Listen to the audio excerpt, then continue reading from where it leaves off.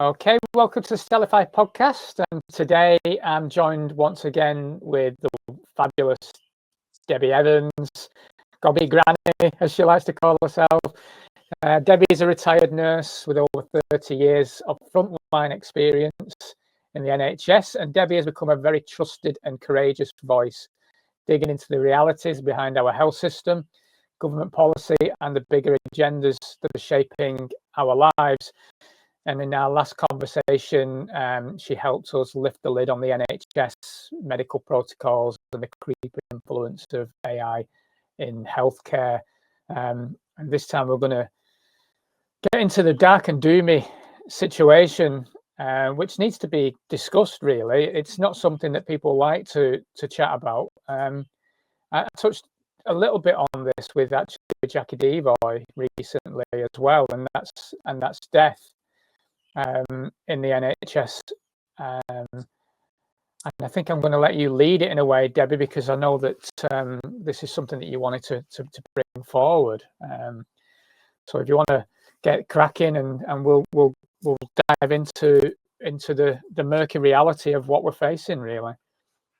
Yeah, and thank you so much, Anne, for inviting me and talking about this, because, you know, you're right. It's not something that people really want to talk about, but it's something that everybody's trying to dodge, right? Yeah. You know, we're all trying to survive. We're all trying to get to the next day, and life isn't terribly easy at the moment. And I'm really, I love seeing the flags being raised, and I love seeing the patriotic behavior of so many people. But that is in our faces. And whilst that's great, we need to see what's going on really behind the scenes. And I noticed quite a troubling article, and I'm going to throw out a question actually to your audiences. Well, what is dead? Mm-hmm. What is it? Because how do you define death? And I was alarmed because I saw an article in a publication which said basically we need more organs, so perhaps we had better redefine death. So I thought, hang on a minute, redefining death for organ transplantation. Now, we all know that organs are a big multi-trillion business industry. It's got its own industrial complex of its own, and I'll come into that. I'll come on to that in the future. But I'm kind of thinking, who deems you dead? Because when it comes to organs, I just want to make this plain right from the get-go. When it comes to organ transplantation and organ donation, I have to stress to you that organs come from live bodies. They don't come from dead people. And as much as we'd like to think that our dear beloved relative who's tragically been killed in a road traffic accident would be able to donate their organs is simply untrue. You have to have organs that are perfused with blood, that are oxygenated, and that are alive. And when you die, your organs die with you. So I just want to make that absolutely clear, that organs come from live bodies.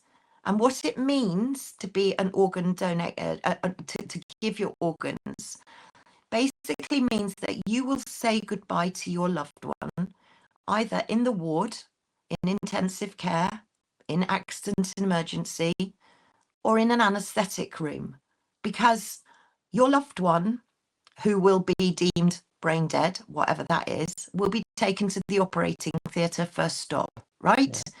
Not, sadly, will you be able to hold their hand for their last breath. You won't be there for their last seconds of life. They'll be in an operating theatre with strangers, surrounded by strangers. So you can imagine how alarmed I was when I saw this article, which I'll send to you so you can link it underneath the description, because this was an article that said, and I found it in an NHS manager's email, right? So this is being distributed around the NHS. And it was about redefining death. So I thought, right, well, okay, what is death? Let's see what the definition of death is before I go any further. And I found case law going back to May 2024, with a Mr. Justice Peel, who actually provided very helpful guidance into what was death. And this was a case, I've written it down here, this was a case between University Hospital Bristol and the mother of G, a lady called G. And he reminded us, Mr. Justice Peel, that there is no statutory definition of death.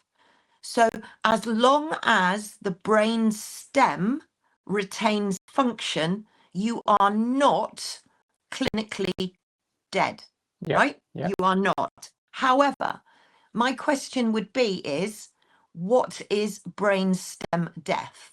How do you prove that? Yeah, agree. I don't believe you can. And what the definition, what they want to do now is to, what they say is their definition of death is it should be regarded as an irreversible loss of capacity of consciousness combined with irreversible capacity to breathe. That means irreversible cessation of brainstem induction. Now, we don't know how to test for brainstem death. We don't know. And recently, there was a story out, this lovely lad, Lucas Home, from the UK. He'd been in a coma for 4 months. He'd had a brain bleed at the age of 17. And he'd been in coma for 4 months before he woke up. They didn't think he was going to wake up ever. But over 4 months, he did. And he went to he had to go to a nursing home for 3 years to recover and rehabilitate. But now he's gold and he's back with his family and he's living a lovely life. Mm-hmm. And if you think about people that are in comas, that are unconscious, some people have been in comas for years. Yeah. And then they've suddenly woken up. So, my question is what is going on with regards to people that may be deemed to be irreversibly unconscious and not be able to breathe? Will they be deemed legally dead? And the answer to that, if this goes ahead, is yes. So, hypothetically, I'm just throwing this out here, hypothetically, God forbid, one of your relatives, not yours personally, Ant, but somebody watching, anybody listening to this, one of your relatives could be admitted to an intensive care unit or admitted to an accident and emergency and be deemed to be in a coma. Mm-hmm. So how long will that person be allowed to be in a coma before the doctor deems them legally dead? Yeah. Now, if the doctor deems somebody legally dead that they don't believe is reversible, that they believe is irreversible, and they happen to be an organ donor, they will then be taken to an operating theatre. They will have their organs harvested, and then they will go to the mortuary. Now, there's 2 ways that this could happen. Number 1, doctors should never approach anybody in terminal stages of death with regards to organ donation. That's just a given, although I feel that might change. Number 2, when doctors are taking organs, what they should do is switch that patient's life support off to ensure that they can't breathe on their own, that they're not going to suddenly start breathing on their own, that they are clinically dead. That's what should happen. Now, I'm not saying that this does happen, but I'm saying it could happen, that patients are taken into an operating theatre and they know that that patient is heading for the mortuary. It's done deal. So what they do is they leave the ventilator on because the organs have to be perfused and oxygenated for as long as possible. They leave the ventilator on, they harvest the organs, and then they switch the ventilator off. Either way, your relatives will not be present with you when you take that last breath. You will be in a room full of strangers. Now, if they do broaden this not definition of death, one that doesn't exist, if they do broaden this opens up an absolute Pandora's box for anybody that is on a ventilator and who is deemed irreversible. That means that they'll be deemed legally dead. And, you know, this whole organ transplantation, organ donation agenda, we know has been changed from a nudge, where people are nudged into, please will you become a donor, and please will you take a donor card, will you carry a donor card in your wallet? Yeah. That's gone now. So now everybody is an organ donor, everybody, unless Deregister. you opt out. Yeah, you don't have to just deregister with the blood and transfusion donation service. You also have to untick the box on the back of your driving license, or tick the box on the back of your driving license, because unless you've done that, you're automatically an organ donor. Now, they say they should consult with family. So if that situation arises, family should be consulted. However, I'm not sure that that is actually happening everywhere. And I saw a very alarming video of a lady in America, where the staff were trying to take her son straight to the operating theatre to take his organs. And she did not want that. But because he had consented to it on the driving licence, they had said to the parents, sorry, there's nothing you can do. We're very grateful for your son's gifts, and we're going to go ahead with this. And the mum was going absolutely frantic. So organ donation, as we know, is a big business, and it's centre of what is going on. And, you know, I'll stop for a minute to let you ask questions, because it goes on even further from there. It gets even darker. And I'm not trying to scare anybody. What I'm trying to do is, while people are hanging their flags up, just see what's going on behind the scenes, because all of us, and that's what we all have in common, we're all going to die one day. Or are we? Is my question. Well, it's pretty dark, and I've had these conversations only recently myself, where, you know, they raise the abortion age, if you like, whatever, you know, to the point of birth where somebody could abort, and that raises questions of what they potentially would do with babies' organs. If that, you know, don't like to go there. It's a horrible thought, but there's clearly something going on. Well, I think we should. I think you should, Anne, Well, because it's been proven. Remember, back in Alder Hey Children's Hospital, where they were taking organs from babies and children. I think it was back in the 80s and 90s that was happening. So that's already happened. Yeah. And it's horrible to think that human beings are capable of this, because they work off a piece of paper that says this is a legal thing. This is my job. This is what I do. But it concerns me that where's people's hearts and morals in all of this? And not only that, how do you know when someone is truly dead, like you say? Because, I mean, wasn't it where you know, people would be buried and you'd have the graveyard shift, because people would be ringing the bell if they wake up in the coffin, because they're not truly dead?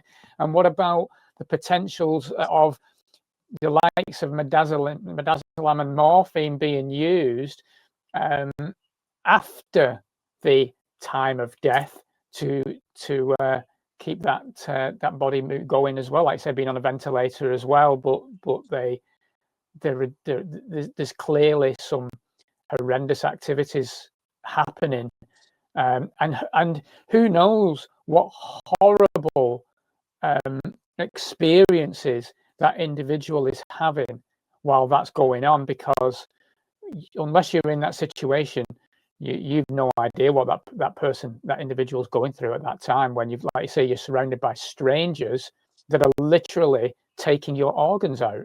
I mean, it's like a true horror film that's happening all over the world. Yeah, and we know that people are waking up from comas. There was a lady recently in America who woke up just before she was about to go to theatre to have her organs taken. I mean, you know, she just woke up. So this does happen. And this is the question is, when are you dead? And who confirms and certifies you dead? And this has changed. So people think in my day, for example, it was a doctor or two doctors. But now it can be a paramedic, it can be a nurse, it can be a healthcare assistant, it can be a police officer. You know, and would I want the job of confirming and certifying somebody dead? Absolutely not. And you mentioned midazolam and morphine, and I did actually look up the effects of midazolam for catalepsy because I was looking at catalepsy, and actually I couldn't see a link there other than it should work the other way. However, I don't know what the combination of all of these drugs would do. I watched, I'm not a big film buff because I don't have the attention span really to watch film. However, the few that I have watched, there is one or a couple that haunt me. And one of them is called Coma. And it was back in 1978, and it had Richard Widmark and it had Michael Douglas in it, big cast. And it was about patients that were going to the operating theatre and not coming out. Yeah. Well, where were they going? And it was discovered that actually they were being suspended in this twilight zone between life and death. And then they were being moved to what they called the Jefferson Institute, where they were suspended in this twilight zone, neither live or dead. And their organs were being harvested as and when, you know, row 6, they were all suspended on wires. And it was like row 6, body 4, we'll have that kidney today, and then stash them back up there until we need the heart, or put them back. It was absolutely horrific. And you start to think to yourself now, patients in coma, no one can tell whether they're going to wake up or whether they're not, or what state they're going to wake up in. That's a decision for God. That is not a decision for doctors. So if your loved one, I mean, this young lad, for example, who was in a coma for 4 months, what I'm saying now is, if he was in a coma, God forbid, today, would he be allowed 4 months in intensive care on a ventilator with somebody never knowing whether he was going to wake up again? Or would they have said, in their opinion, he's irreversibly brain stem dead, and therefore he's legally dead, we can have his organs? And you know, and I've done a lot of work on the MHRA as the regulator for the medicines health products. So the operation that the model that they use as a regulator, I've now found, is standard for all regulators. And people might not know that organ transplantation have their own regulator, right? So this is the Human Tissue Authority. It was set up in, I think it was 2005.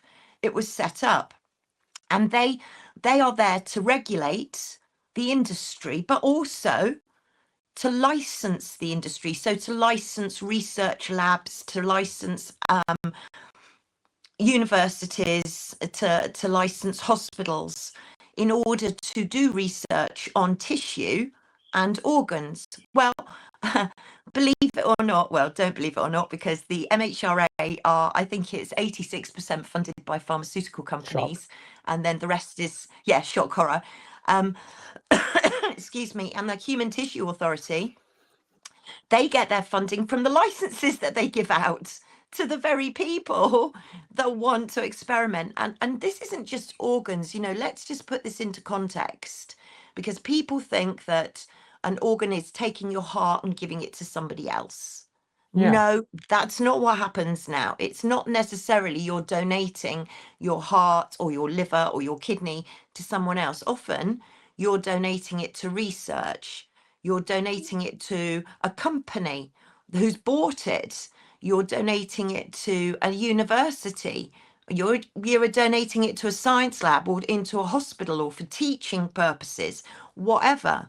And one of the things that they've been doing, and also actually for people that are having operations. So, you know, when you've had your hysterectomy, you really sort of don't care where your womb goes, right? It's gone.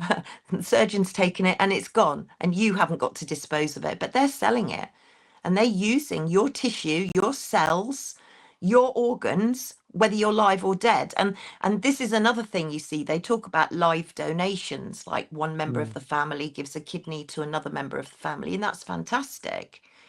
But all donations are live donations.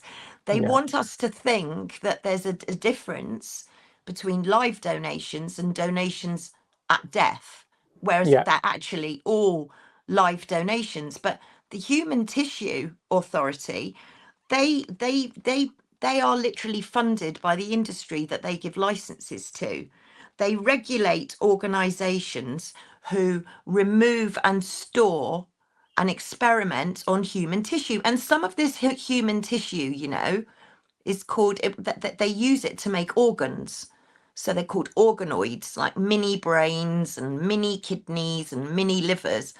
And get this, they're making bodyoids, right? If you, honestly, people don't believe me. And I say to them, just pop it into a search bar, bodyoids, bodyoids, and they're making bodies through using stem cell research and your organs. And they're going to be using them not just for medical purposes, they're going to be using them for meat. Right. So check out bodyoids, because they're pretty scary. But this whole organ donation scam, if you like, and you know, for people that need a kidney, for people that need a heart, I'm no way demeaning what they need, because obviously, you know, they're desperate. And if it was one of my kids that needed a kidney, or one of my kids that needed something and I had it, I would give it willingly to one of my kids. However, I don't know who they're taking organs from. And you have to ask the question as well, all of these migrants and illegal migrants, what's happening to them? Because there was a story, I think it was last year, I wrote it down somewhere, I must find it and tell you, because this was quite horrific, actually. There was a young lad, it was a BBC report, and there was a young lad called Daniel. I've written it down. And in 2023, he found himself at my teaching hospital, the Royal Free Hospital. He'd arrived from Nigeria just a few days before, and he'd been told he was coming for the opportunity of a lifetime, job, home, you know, all the streets of London were paved with gold kind of stuff. So he arrived at the Royal Free for what he thought was a job. And he started talking to the doctors, but he couldn't speak English very well. But the doctors became suspicious because they were there to prep him for a kidney donation. That's what he was there for. He thought he was there for a job interview. Oh my God. Wow. So he went home. The doctors obviously halted everything. He went home, and the people that had trafficked him over decided to traffic him back to Nigeria to take the kidney out in Nigeria. And then he reported it to the police in the UK. And it turned out that it led to the UK's first prosecution for human trafficking for organ removal. Right. God. So, you know, just check that out. That's on the BBC. And we've got this organisation that I discovered as well called the UK Organ Donation and Transplantation Research Network, which I didn't even know existed. And they're supported by kidney research, interesting kidneys, because they're after your kidneys. I'll tell you for why in a minute. They're after your kidneys. They're supported by NHS blood transplant, and they are supported by the British Transplantation Society, who say they're the professional voice of transplantation, who are funded by goodness knows who. And I won't even start on the people that are running these organisations that are just sitting there in the background. And we're all looking at the MHRA, we're all looking at Ofcom, we're all looking at Ofwat. Nobody is looking at this tissue authority, the National Tissue Authority. And we seem to be ignoring it, because as we've started this whole organ donor agenda, which was back in 1994, it's evolved and evolved and evolved and evolved now into this multi-trillion. We've become a body factory. The United Kingdom has become literally a body factory. So the Human Tissue Authority are the regulator that are actually enabling all of this to go on. So you can see why I'm concerned, because in the future, are we going to see relatives being ripped away from their loved ones to have organ donate legally in plain sight, when that's not what the family wants, and they probably think it's probably not what that person wanted, and that person is still alive? How do you know that they're irreversibly dead? And Professor Patrick Pulicino said you can't diagnose death anyway. It's impossible. So what is death? Who is certifying you dead? Are you dead, is my question. And then there's also the dark web, the black market as well, not just these legal entities. You know, this corruption will run very, very deep. Yeah. You know, we're in a very dark world, aren't we? So it's like I say, these are not subjects that you know, people want to take on board generally, because it's quite scary. Because you're shown these horror films, like you say, like the sci-fi film. You know, you sent me the trailers today for Coma, and there's many kind of films, horror films over the years, films like Hostel and things like that are so close to the bone when you watch them, and they're designed in a way to frighten you, so you think it's so horrible that nobody would do that. You know, this is a horror story, this is a story, but these things are happening. It's terrifying. I've only recently, in plain sight. Well, this is but they always do. They always do it, that way.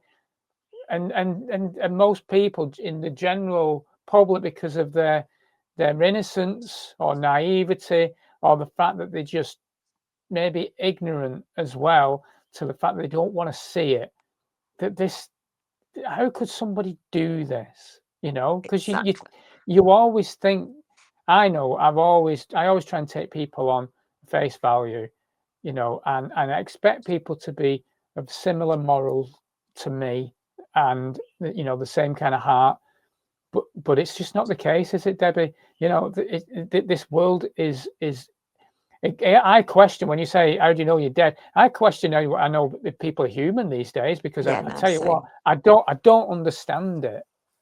Well, I guess that some people aren't human. I guess we're walking around amongst humans that look like humans, but they're not humans. I mean, we're growing. This is where it's really shocking. We're growing spare human bodies in artificial wombs. You know, this is Frankenscience. And you have to ask yourself, why all of a sudden does the NHS want you? All of a sudden you're getting barraged with tests, requests, assessments. Please call us for this. Bowel tests coming through your door, DIY tests, invited for jabs. Plenty of staff, aren't there, to jab you, but none to look after you. So why are the NHS genome sequencing? That's why they're doing all this genome sequencing. It's not to keep you safe. It's not in your best interests. What it is in their best interests. So, you know, we're looking at synthetic biology. Synthetic. Well, synthetic means fake, right? It's all fake. Artificial intelligence. The name is on the, you know, read it. Artificial. It's fake. Clinical trial. I've said it before. I'll say it again. It's an experiment. If we would talk about Mengele in the war, in World War II, everybody goes, oh, don't talk about Mengele. That was absolutely sure. But we're doing exactly the same now, only we're calling it clinical trials. So we're now saying to somebody, hey, tell you what, you're healthy. We're going to test you for something that you might get in 20 years' time. But instead of you getting it in 20 years' time, we're going to give you a vaccine or a personalized medicine now, today, to stop you getting breast cancer, to stop you getting dementia, to stop you getting prostate cancer. That's what they're doing. And they're going to make you sicker and sicker and sicker until you die. But then do you die? How do you die? Are you dead? Who says you're dead? Well, they'll also push people to the point where they don't want to be here anymore, Debbie. So the you know, the euthanasia pods that they're proactively pushing as well. You know, Esther Ranson and her very interesting maneuvers. You know, she's pushing this kind of material, and I know there are times where people will be going through life and struggling with depression or whatever, and they don't want to be here anymore. You know, so they can sign away. You know, and they're doing this to kids, aren't they? They're allowing kids to have that opportunity, if you like, to do without their parents' consent now. You know, to you know, and it's terrifying, really, where an individual who is depressed could just write off their life, and then they don't know what they're signing up for. And you've just landed on an extremely important point, because, you know, as we're recording this, we're waiting for the Lords to start debating the assisted dying bill.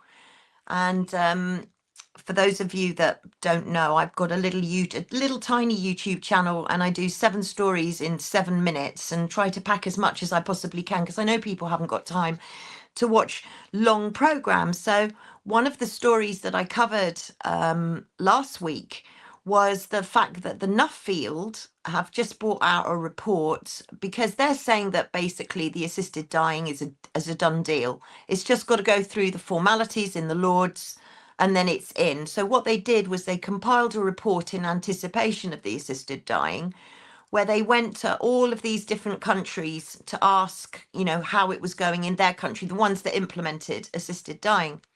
And they found out that the split between men and women was very equal, 49% men, 50% women, 51% women, I think it was.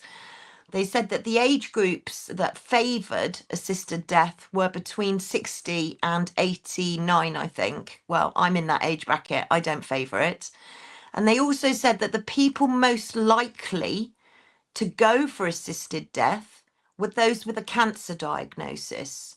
So if you look at the fact that the UK has now become the cancer laboratory of the world, and you also look at the recent Cancer Research UK paper that they've just brought out, they say that by 2040, there will be 6 million diagnoses of cancer. That's 1 every 2 minutes, compared to in the 70s, where it was 1 every 4 minutes. And then all of a sudden we started this, 1 in 2 are going to get cancer in their lifetime. Yet the WHO, the WEF and everyone else say 1 in 4. So we're living in a world where we're living in a cancer pandemic.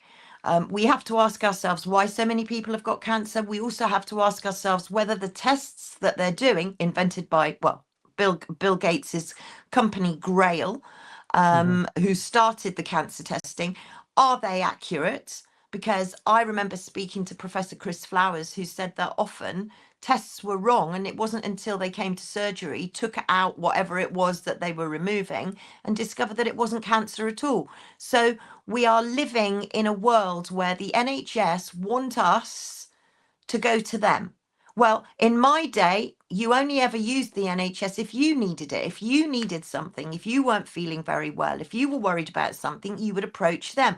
Now we're getting barraged. We're getting tested. We're getting told we've got kidney problems, liver problems. We might get shingles. We'll get flu. We might get COVID again, convid as I call it.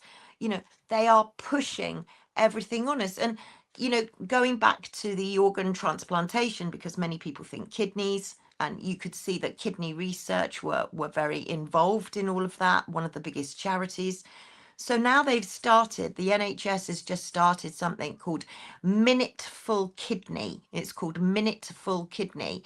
And it's a DIY test that they're going to send to you through your door, a urine test. And you have to have a smartphone to link it up with, because everything needs a smartphone, of course. And it'll tell you if you've got a kidney problem. Oh dear, I hope you haven't, because if you have, you might be put on the transplantation list. You never know, because they'll tell you stuff that may or may not be true. So not only are they after your kidneys, they're after your liver. So when you next go to Tesco, you can have a scan in a van. So they're going to have liver vans in the supermarkets, liver vans at football matches, liver vans at schools. Everywhere you can think of, there's going to be a scan in a van. So they're actively looking for diseased organs so they can biopsy them, so that they can sample them, so that they can get the data.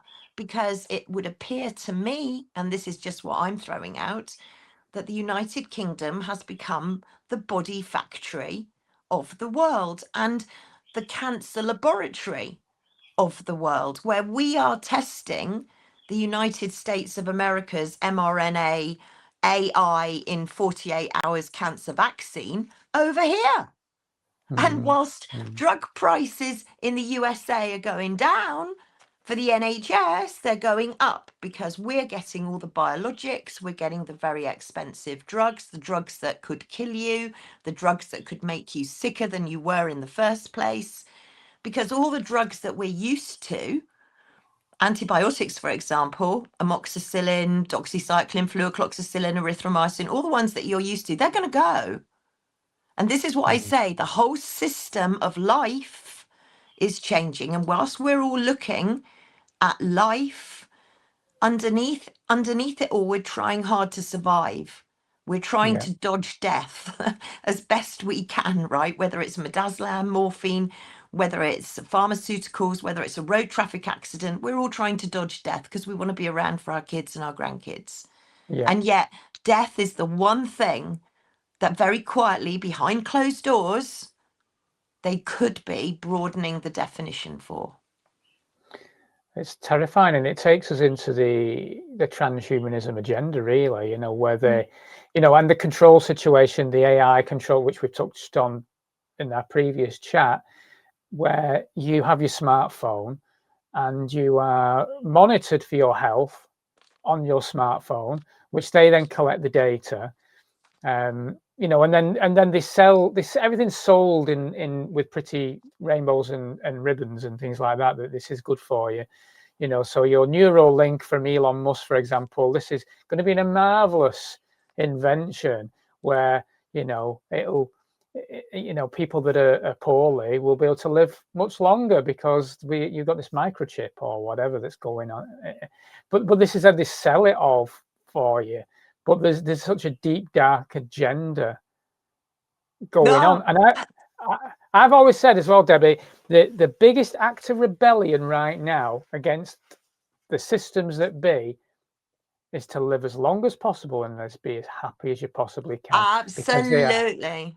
Because they are desperately trying to make us bloody miserable, aren't they? They're desperately trying to do that. Oh, so desperate. And you know, they've even taken away the term happiness. We need to bring all of these terms back. Happy, happy, happy. And at the end of some of my little tweets, I put keep smiling because you have to. But they've taken away happiness and they've replaced it with wellness, all this wokery and this well rubbish. You've got to have wellness. Well, I just go out, enjoy nature, enjoy everybody around you, and enjoy conversation with people, because slowly we're being shut down. But it's interesting what you said about transhumanism, because that's exactly the agenda, of course, that we're heading for. And I remember seeing, and I've banged on about this guy for so long because he fascinates me, but he's terrifying, is Dr. James Giordano, who's a neuroscientist, Pentagon, European Brain Project, DARPA, you name it, he's on it.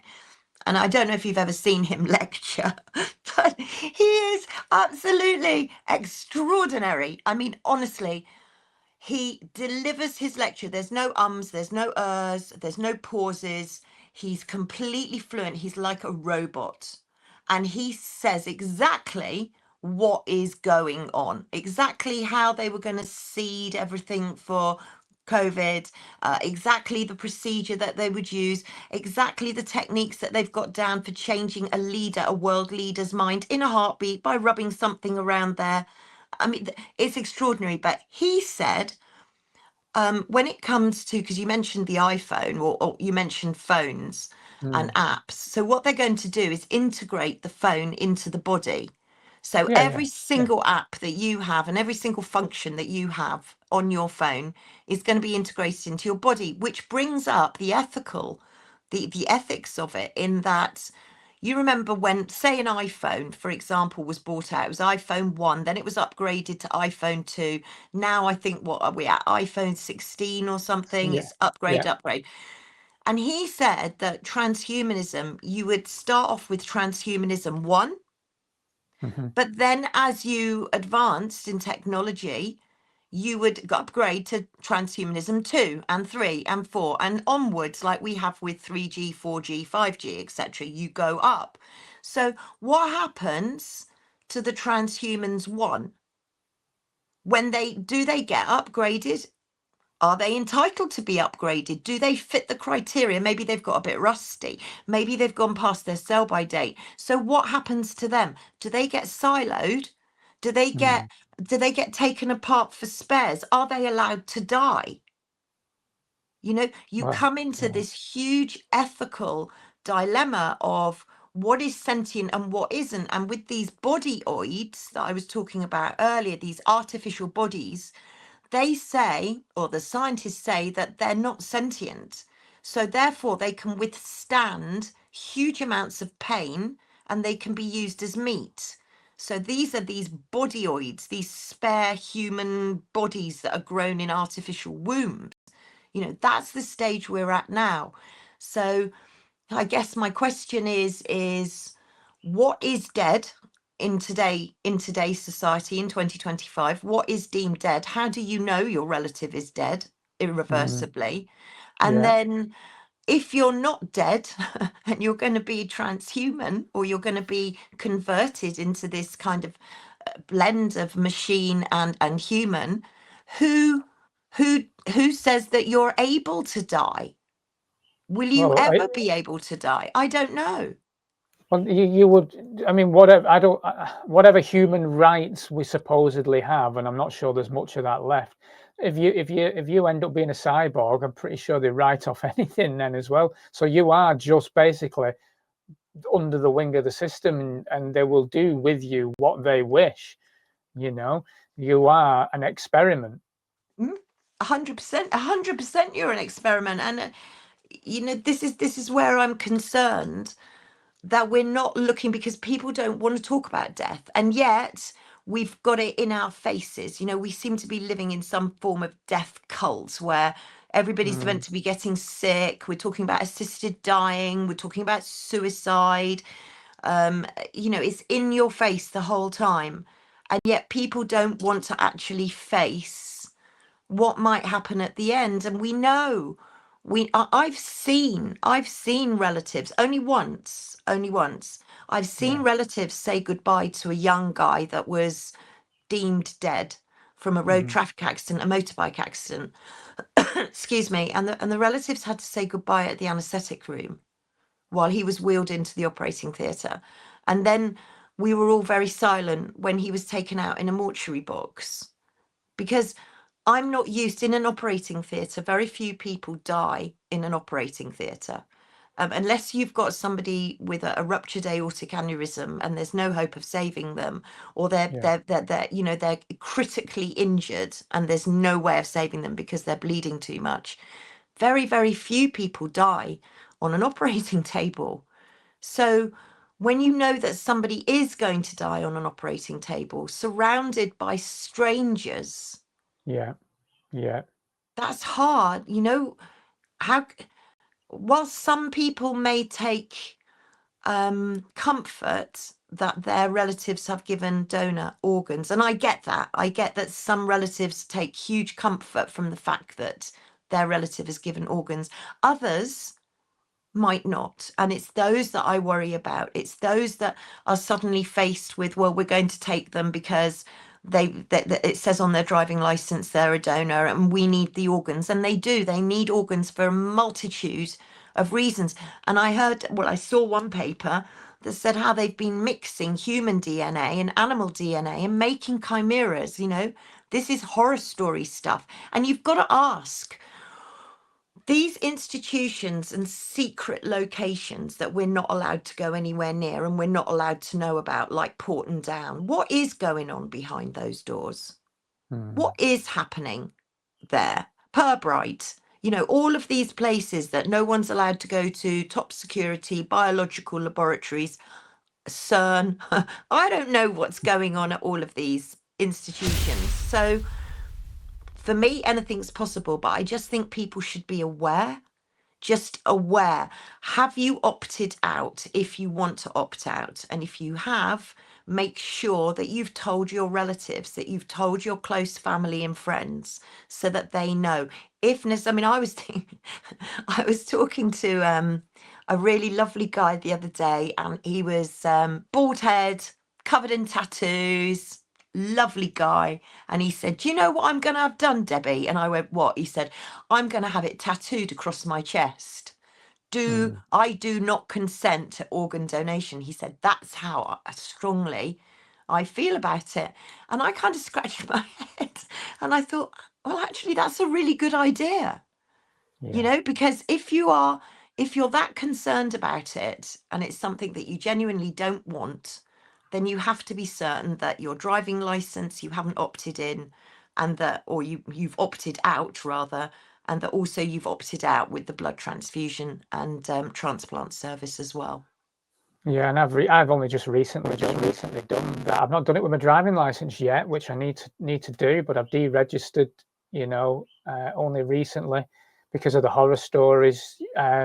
You know, and like any good person, you know, knowingly would give, you know, an organ, especially if I've passed away, like you say, what is that anyway?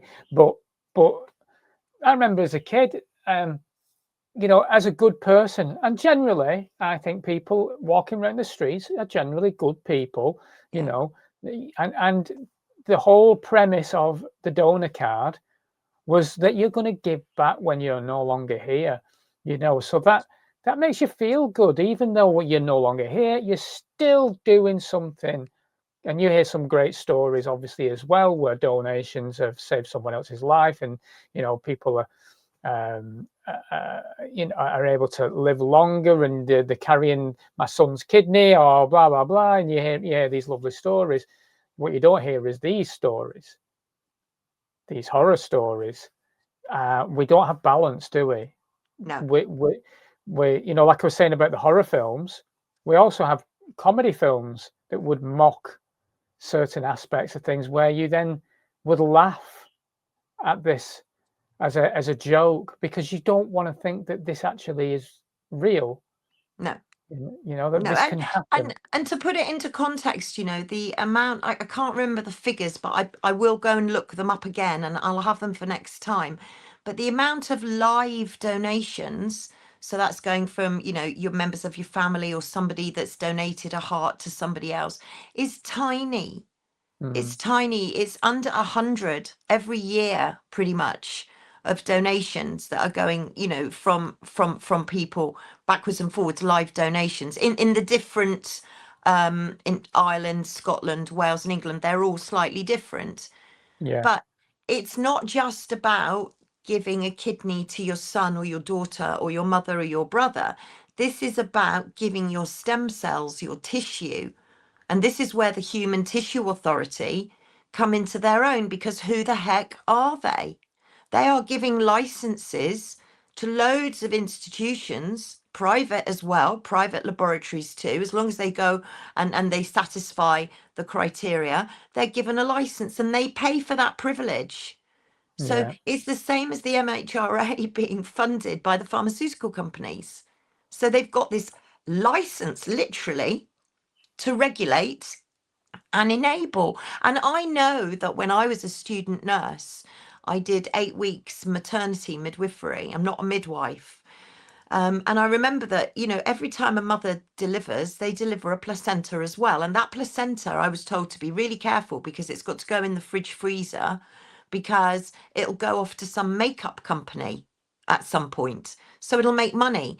And there are companies that sell wombs and breast tissue and colons, because when you've had an operation and maybe you've had a colectomy, maybe you've had a hysterectomy, where does your organ go? You don't care, but someone's making money out of it. Somebody's researching it, and somebody is using that data to enrich the whole big medical database in order to move forward with this gross Frankenstein type agenda.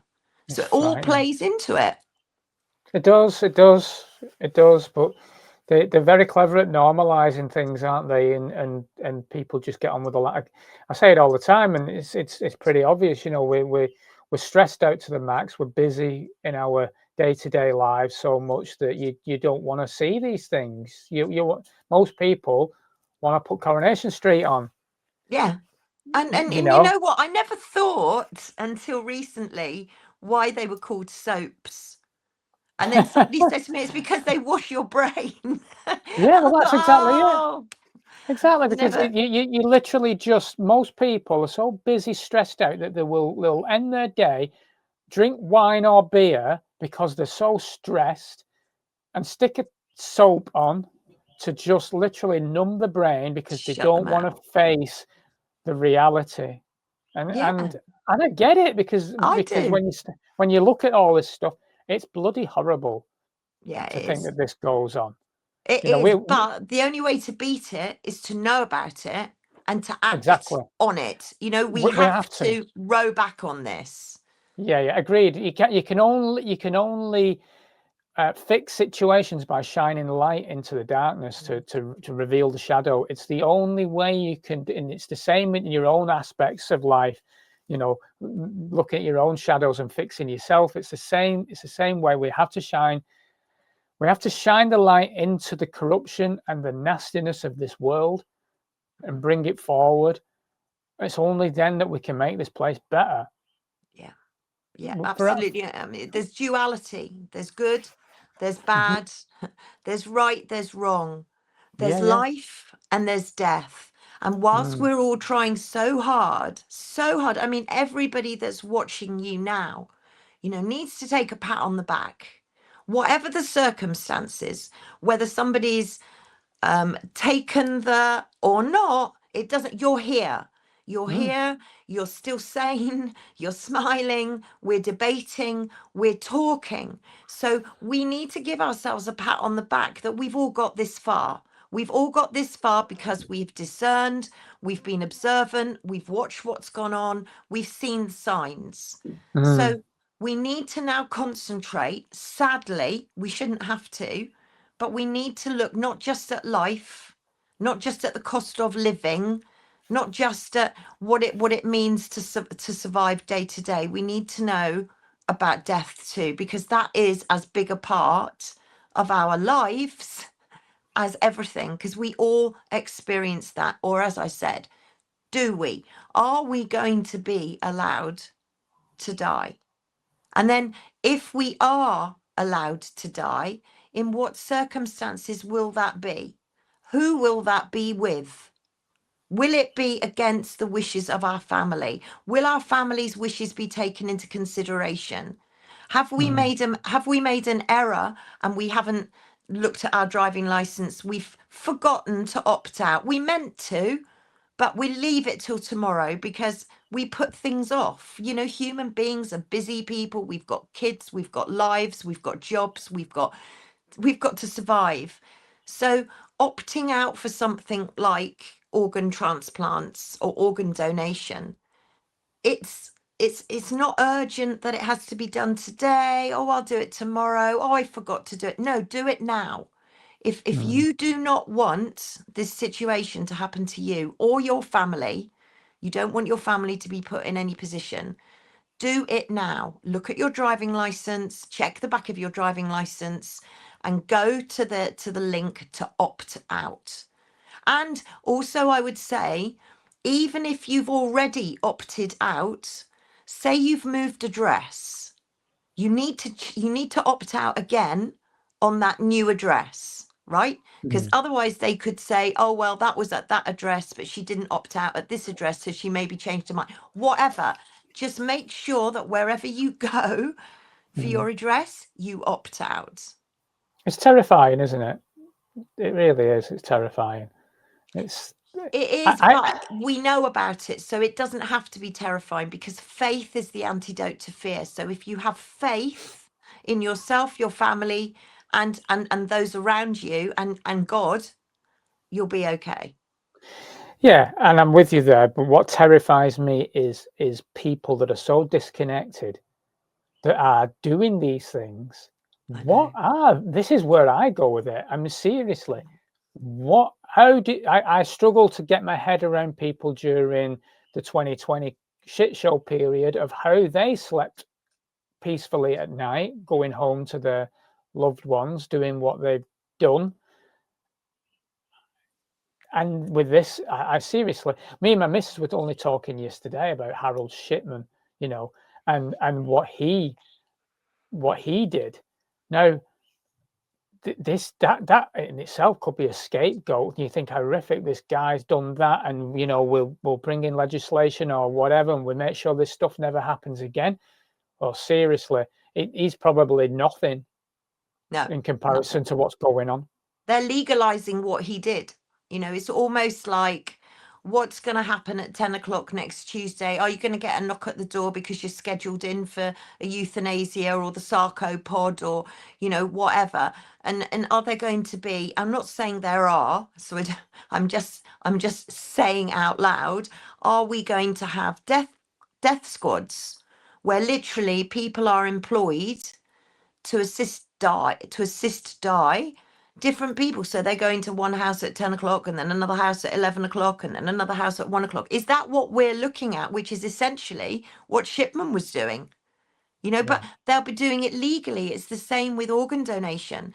You know, they're going to be doing it legally on somebody that they say is irreversibly brain dead. Well, how do you know? Only God knows. No doctor in the world, you cannot tell. That it's honestly, it's a highly, highly volatile medical debate. Always has been. It always has been about brainstem death. What is it? Does it exist? I have seen people absolutely in pieces knowing that their loved one has been admitted to intensive care because they're on a ventilator. They've had a terrible.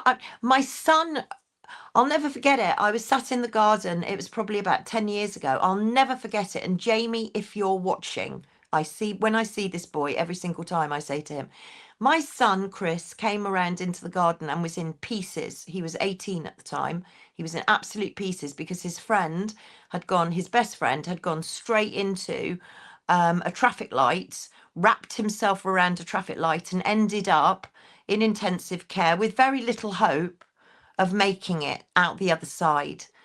And everybody was absolutely devastated, completely devastated. But you know what? He made it. He actually made it through time, a lot of time, but he made it, and he's great. And Jamie, if you're listening, you know, every time I go to that part of the road, I look at that traffic light and I think of Jamie and I think how lucky he is to be alive because he was given the care that he needed. But more importantly, he was given the time. And that's what I'm worried, that we're going to be putting people on a time allowance. Like, they're in hospital, they've been in hospital a week, they haven't woken up, they haven't shown signs of life. So therefore we'll call them out as legally dead, we'll take their organs and job done. And the other thing that worries me too is the funeral business, because all of a sudden now, whereas I went to a funeral the other day, and if I fill up, it'd be because it was so beautiful. It was a young man, he was 33. And the family did everything themselves. They had him at home. They made his coffin. They took him to the church on the back of a pickup. There wasn't an undertaker in sight. There wasn't a black hat in sight. It was just beautiful, beautiful. But long gone are those days.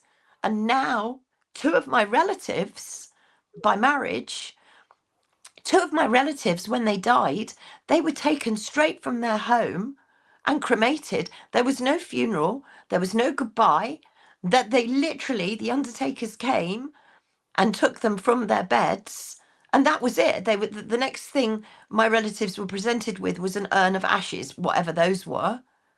So we're saying goodbye to people, never seeing them again.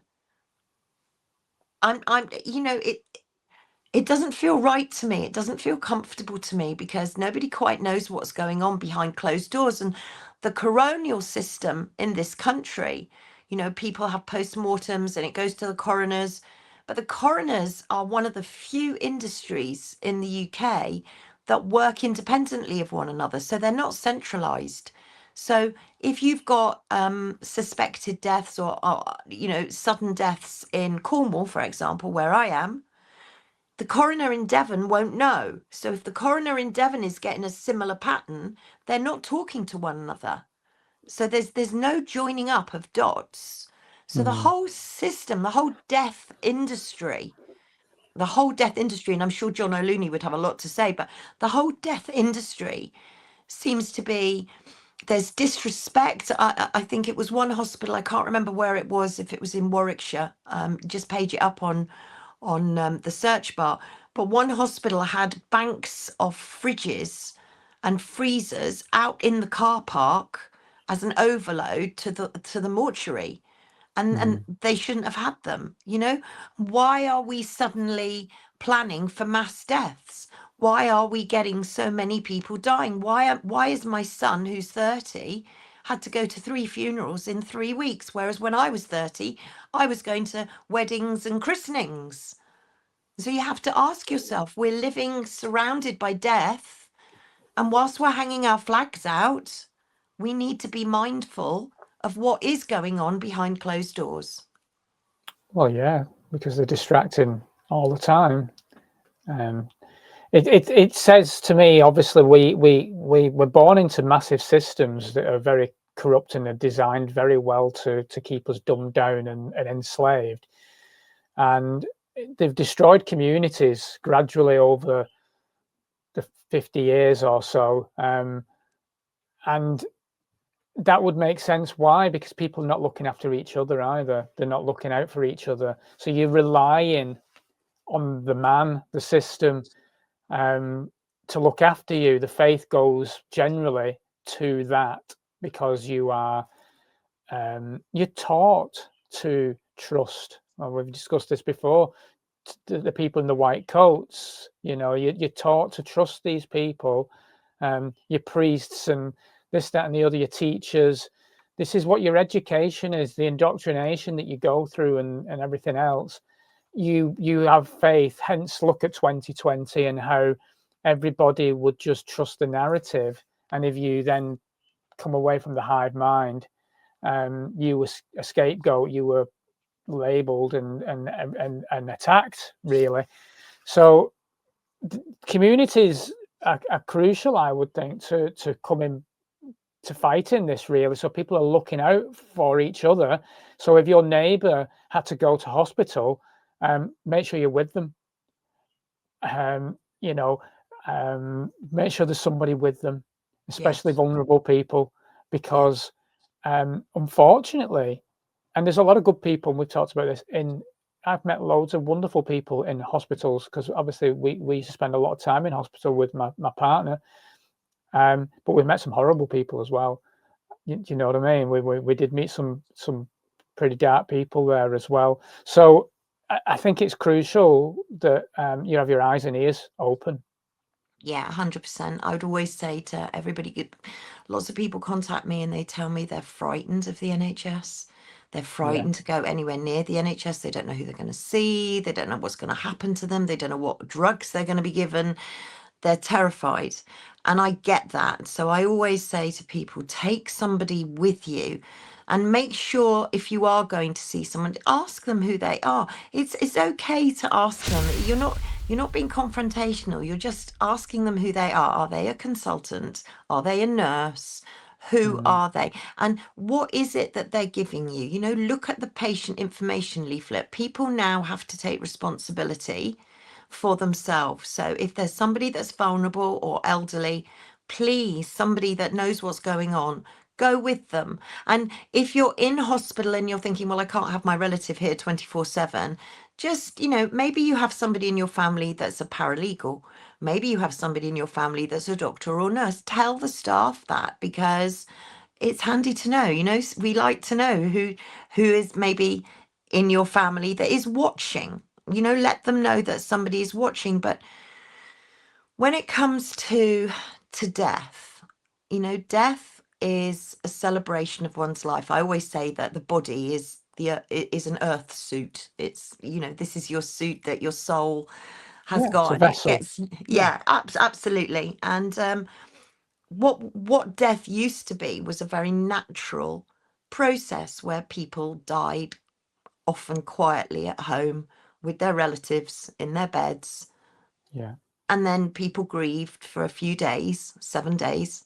Then there was a funeral, and then you got on with your lives. And death was generally gentle. It was generally, unless somebody's been through an absolute horrific death, obviously, but death is normally gentle. What we've done now is taken away that natural process of dying, and we've medicalized it. You know, we're medicalizing birth as well. I'm absolutely shocked at how many mums opt to have cesarean sections now and say, well, I want my baby on September the 7th, or I want my baby on January the 5th. I want to get Christmas and New Year over, or I want to have them before. But, you know, mums are dictating now when they have their babies. This is down to God. God says no one knows the time, the second, or even the day that anyone will be born. No one knows. You might know the day if you're going into, but you might not actually if it goes around midnight. You never know the time, the second that someone's being born. Exactly the same as you should never know the exact time and second that somebody dies, because it should be a natural process. We should not be inducing death.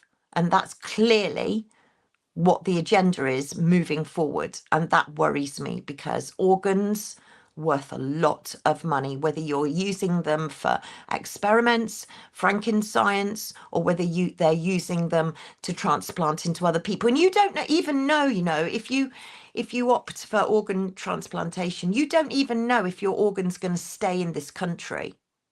It could be transported to another country and used somewhere else. Now, if that's okay with you, that's absolutely fine. But if it isn't, I repeat, opt out. Opt out.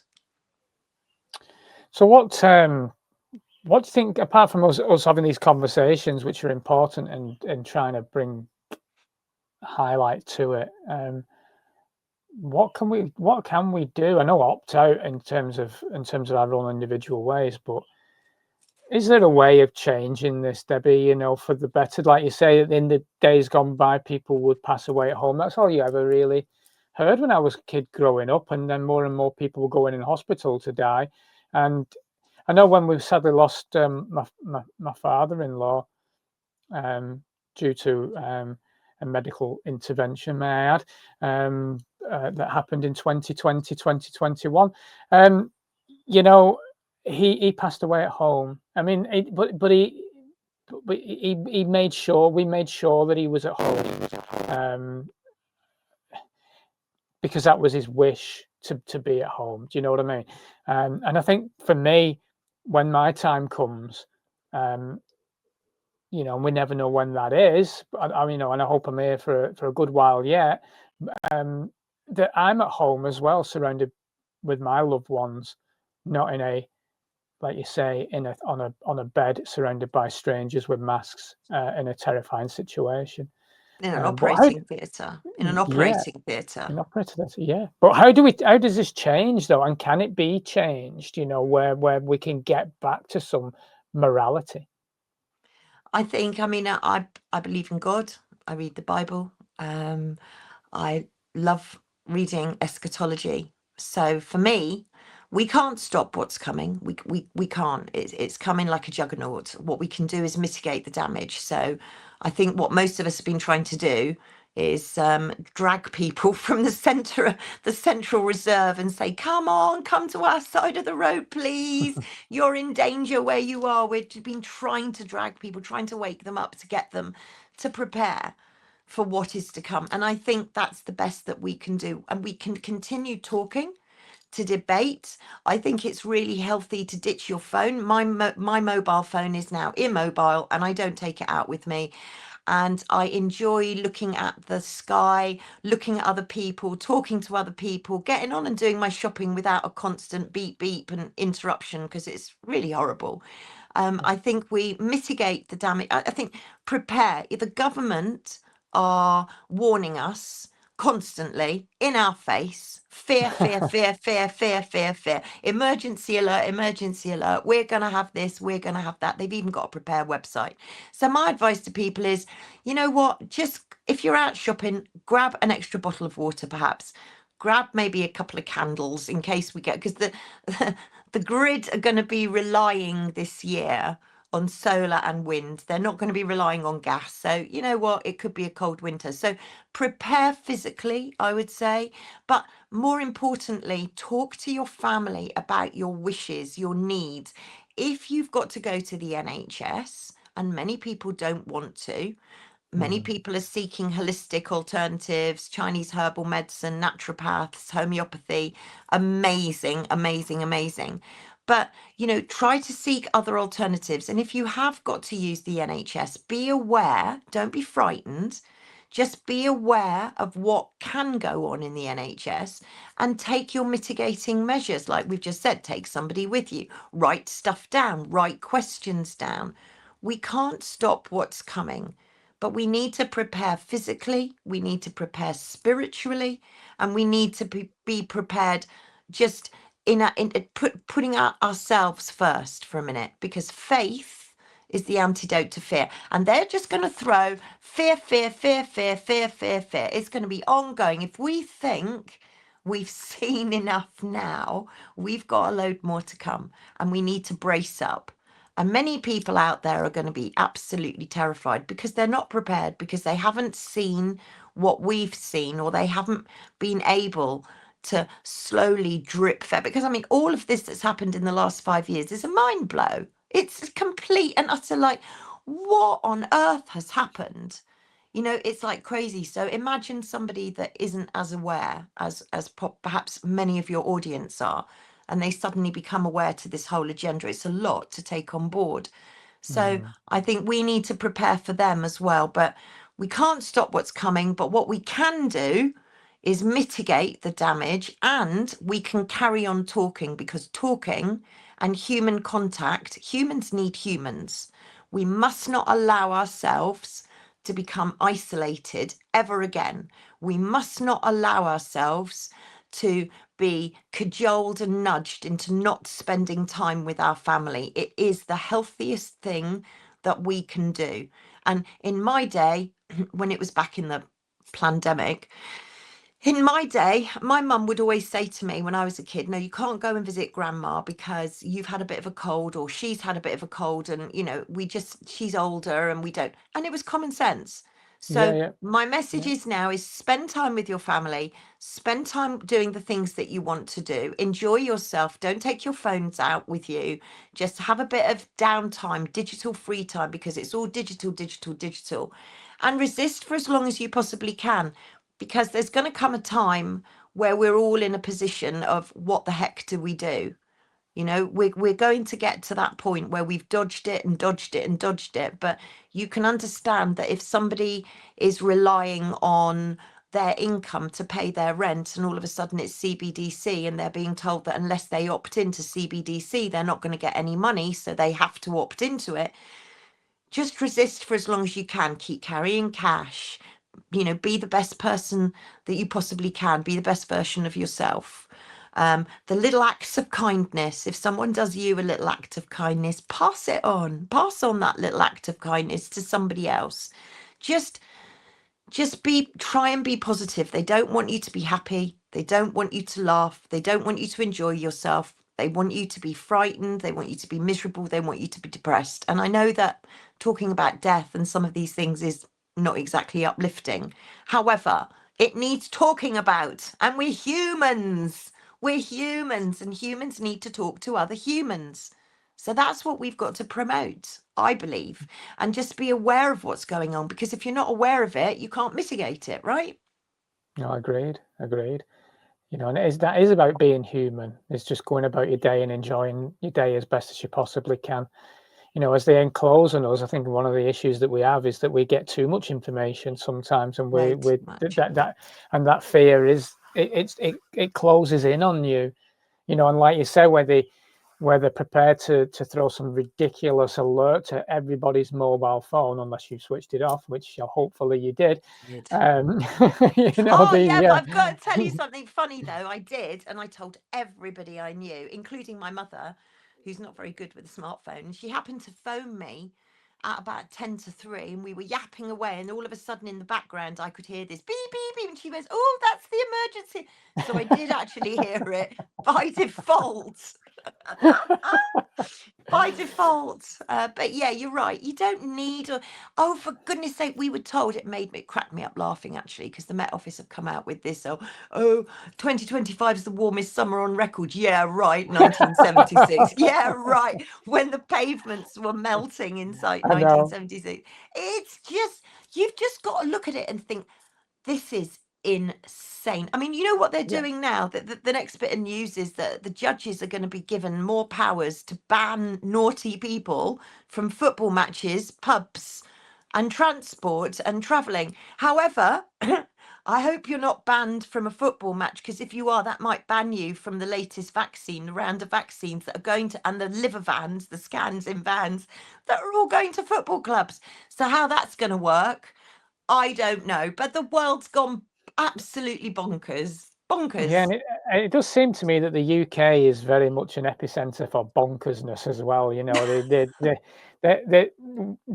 Keir Starmer himself is I mean, he's obviously placed in that position as an actor. He's an actor. He's a front man to roll out these agendas, and we're definitely an experiment for some of these agendas as they roll out these digital control systems that they plan over the next few 100%. Years.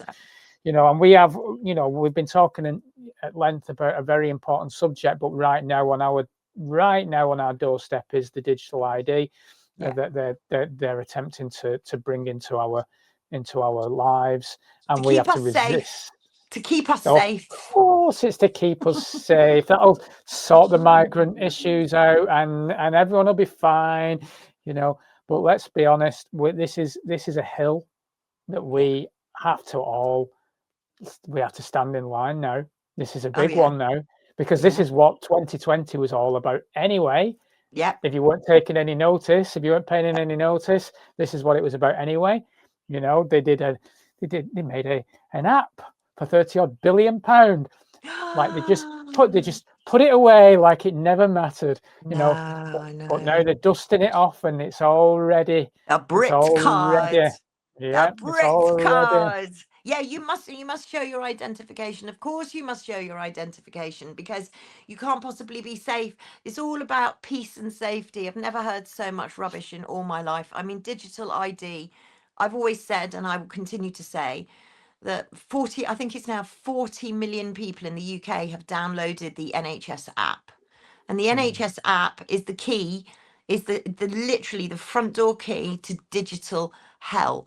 Once they've got you on the NHS app, which is an app trap, you know, scrap the app, get rid of it, because otherwise you're going to end up in a digital void and you're never going to be able to get back from it. And you know, I keep saying to people, they go, oh, yeah, but it's so convenient because I can book my tests and I can find my test results and I can get my prescription.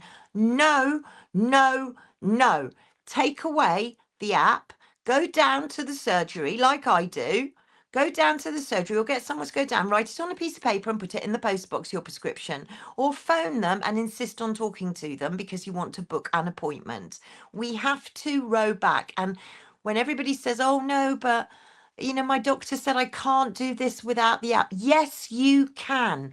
You've got to say no. It's 2 letters. 2 letters. N-O. Say no. I don't know why people find it so difficult to say no. But the British especially, I mean, maybe it is because we're all a little bit bonkers, perhaps, but the British find it really difficult to say no. And yet, the British like to complain, but now we've been told we can't complain because the word complaint has now been altered into vexatious. So if you make a complaint, you're being vexatious. So the customer is no longer right, the customer is wrong, and you could actually end up with a police officer around at your door if you're seen to be vexatious. So we've made it a crime. So, you know, we're living in a completely bonkers world. And as such now, when I go out, I look at the sky and I just absorb the blueness when I see it, when it's not been When is it? chemtrailed. Yeah, when it's not lines of clouds. But I look at the kids playing in the park. I look at the trees. I look at the grass. I try to take joy from all of those. And I keep saying to my kids, is it because I'm old, or is it because it's just the agenda and I'm trying to savor every single second of it whilst we've got it? Because I'm not sure how long we're going to get it. And autumn's coming. And what I see ahead for the autumn is some form of bacterial infection. That'll be the next thing, bacterial infection. And we won't have antibiotics because they'll be in short supply. We can't get them, blah, blah, blah. And I notice now that we're rolling out flu jabs. And this is a big alarm actually for parents, because they're rolling out flu jabs specifically to pregnant women and children. But they're not just going to schools. So parents, you know, be on alert for the jab team to come to schools. But they're also going to nurseries. So they're going to be targeting 2 to 3-year-olds for these jabs. And now they've added V. Oh, I keep seeing the V everywhere. It's a symbol. They've added V varicella to the MMR. So chickenpox has now been lumped in with the MMR. Well, I don't know if you know, but it was all went behind closed doors, of course. But in April, they made chickenpox a notifiable disease. So that means that if any doctor or medical practitioner even suspects, you don't even have to have a confirmed case, even suspects that someone has chickenpox, they have to notify it to the UKHSA, who will spy on you. Now that's where we've got. I used to go to chickenpox parties and I caught chickenpox. And hallelujah, look at me. I'm still here. And there was no harm done. And because my mum said it's better to have it done, better to get it over and done with when I'm early. And I did. So I would say to every parent out there, chickenpox parties are very, very successful in my experience. And just be careful what they're offering your child, because it's not just about informed consent anymore. There's lots of different consents, and one of them is implied consent. So if your child happens to be at school on the day the vaccine team arrive, or happens to be in nursery the day the vaccine team arrive, they could turn around and say that just by your child being there, that was implied consent. So watch out for that, because once injected, you can't uninject. And I'll tell you a little story as well before we close off. So yeah, as I mentioned earlier on, things have been a bit tricky at home recently where my partner's health has declined sadly, and I'm having to look for some extra income.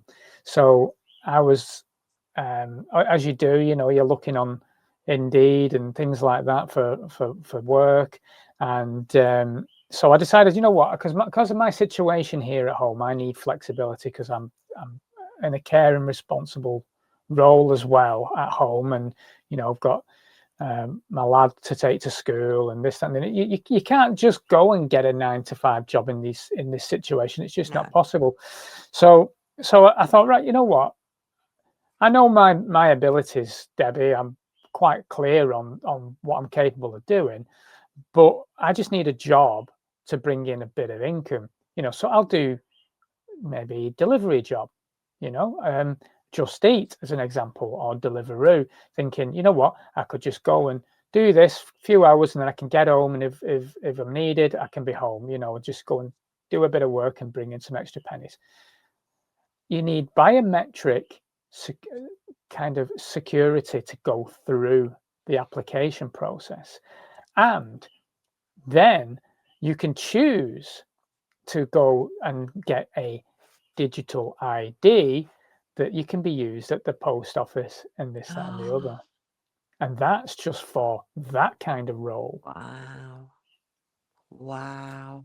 We see that it's already rolling in, sneaking in, and it's Yeah, stopping you from doing stuff. Because you know what? Back in my day, you only would have your fingerprints taken if you'd been charged by the police, and it was a badge of dishonor. You know, you do not want your fingerprints taken. Absolutely not. And yet now I see everybody, biometric data, fingerprints, iris, palm scans, you name it.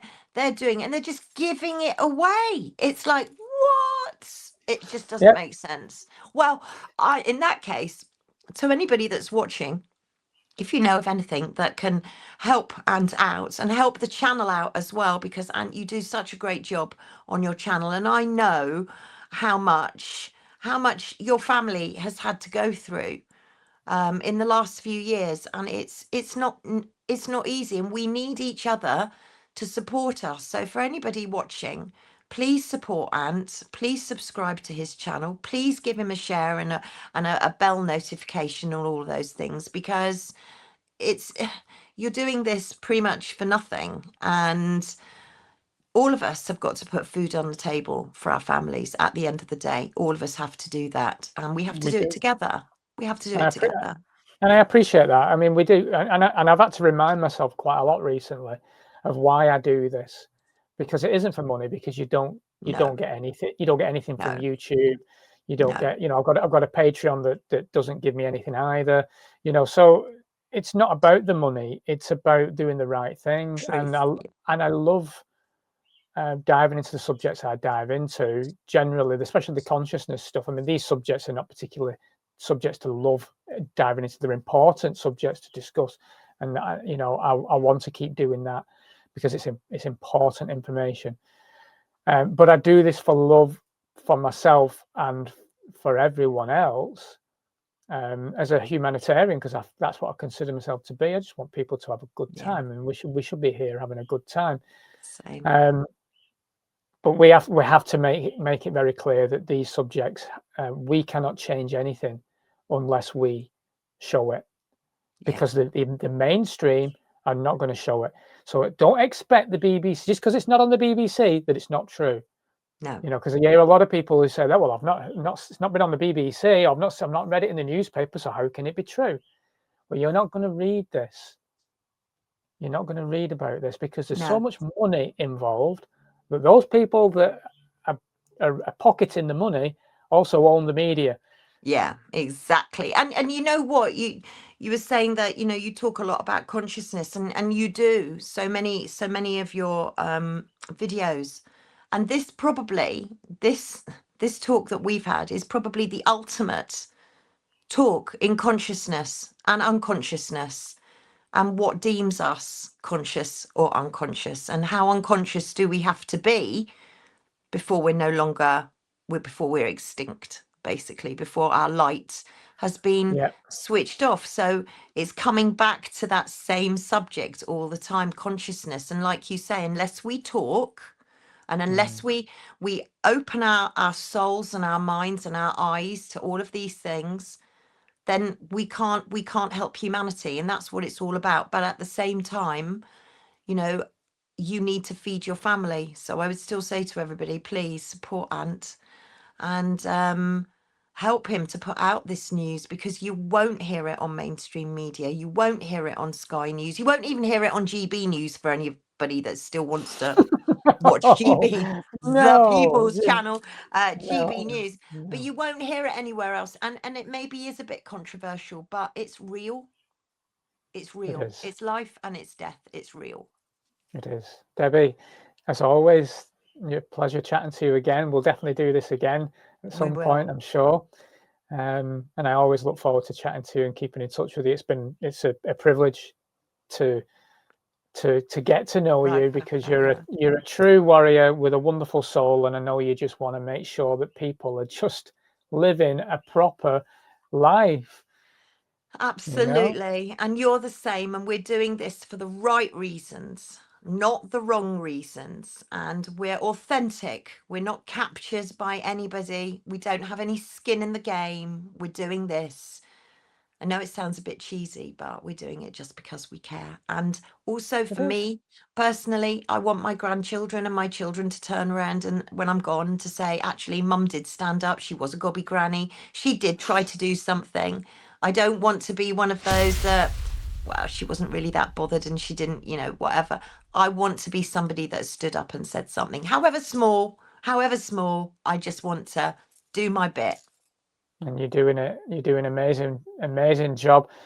Anyone who's watching this who hasn't come across Debi before, follow her on Twitter. That's the best place to listen to Debi, I find.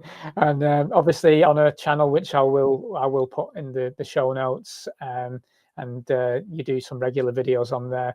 Have you considered going on TikTok? Because I reckon your 7 minutes kind of thing would do all right on there. You know, get the youngsters hearing you.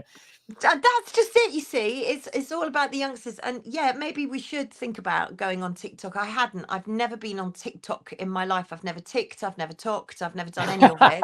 I'm not a big fan of it, I'll be honest. I'm not a big fan of TikTok, but I'm the still youngsters tweeting. I'm still tweeting. You know, I'm not even Xing, I'm tweeting. Whatever that is. Whatever that is.